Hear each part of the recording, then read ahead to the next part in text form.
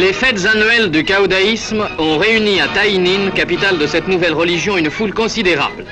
Le caoudaïsme, avec 2 millions de fidèles, possède aujourd'hui une incontestable puissance politique en Indochine. À noter que les caoudaïstes obéissent au conseil de Victor Hugo, de Descartes et de Jeanne d'Arc, avec qui leur chef prétend correspondre quotidiennement. Alors que le problème d'un cessez-le-feu en Indochine est toujours à l'étude à Genève, arrive à l'aéroport d'Orly le pape de la religion caoudaïste, Pham Long Thach, personnalité importante du Vietnam. Chef incontesté de 2 millions de Vietnamiens, le pape du caoudaïsme vient prendre contact avec l'empereur Bao Dai avant de se rendre à Genève.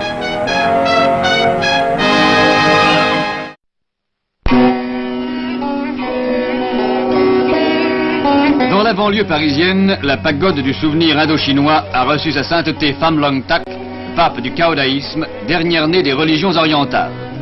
Elle groupe au Vietnam près de 2 millions de fidèles et une armée de 18 000 hommes. Ça s'invente tout à son voyage en France, des mobiles religieux. Elle désirait depuis longtemps visiter la patrie de Jeanne d'Arc et de Saint-Louis, qui sont vénérés par les caoudaïstes au même titre que leur propre prophète.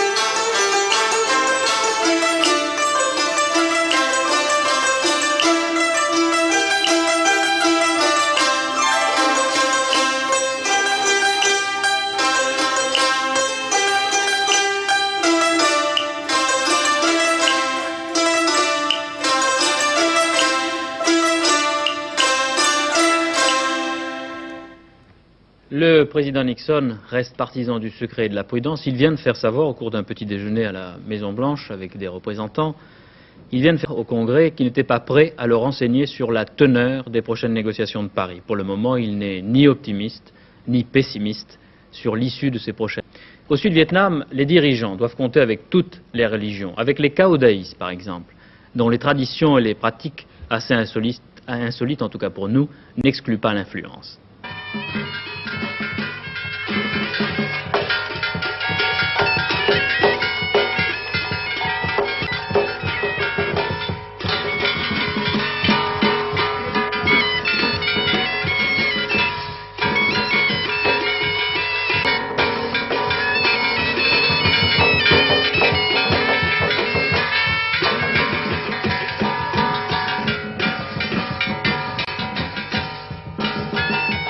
Bien qu'il ne soit pas très facile d'établir un rapport entre les religions et la vie politique du Vietnam, Celles-ci ont l'ance parce qu'il faut bien appeler la clientèle électorale ou politique qu'elles représentent.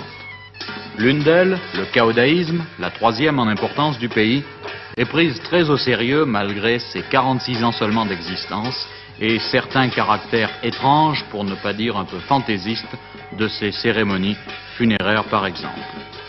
Au fil des années, en effet, le pouvoir ou le Front de Libération, ou bien encore la troisième force centriste dont on se sont disputés la sympathie des 2 millions de fidèles de cette religion fortement hiérarchisée, conduite par un pape et vénérant 3 saints, le prophète Bin Kiem, 1492-1587, le leader de la révolution chinoise de 1911, Sun Yat-sen, et Victor Hugo.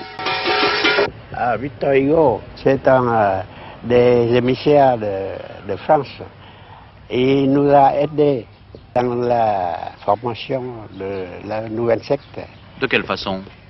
Il vient avec par moyen de médiumnité.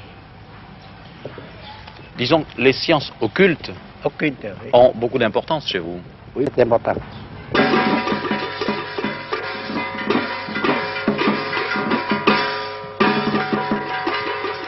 Le spiritisme a en effet une place très importante dans cette religion créée presque par plaisanterie en 1926 par des fonctionnaires cochins chinois hostiles à la présence française. Pour schématiser, disons que c'est une synthèse du bouddhisme, du taoïsme et du confucianisme. À Tainan, à 90 km de Saigon, la capitale du caodaïsme, est une véritable ville dans l'État. 3000 prêtres, une université privée qui sera remplacée d'ici 2 ans par un établissement de 1 milliard de piastres pouvant accueillir 2500 à 3000 étudiants et suivant les programmes officiels du Vietnam. Sur le plan politique, les caodaïstes sont aujourd'hui pris très au gouvernement.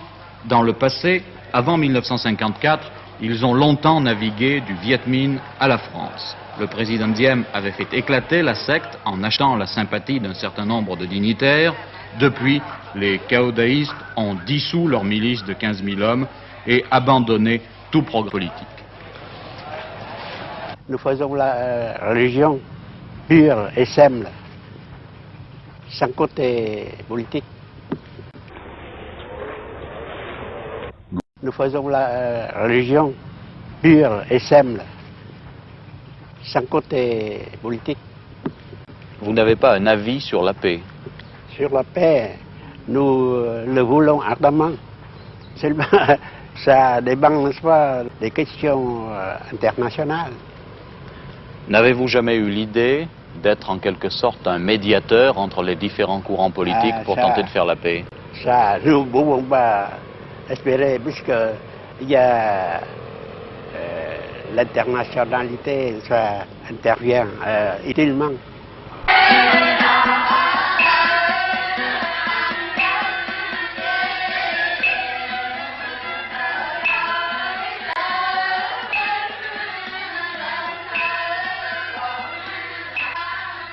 Reste que cette religion, qui prophétise la réunification du Vietnam par le caodaïsme, échappe totalement à l'analyse par un esprit occidental.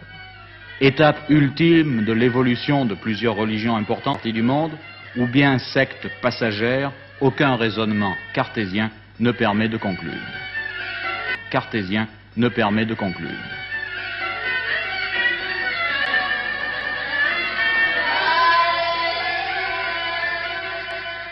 Marseille.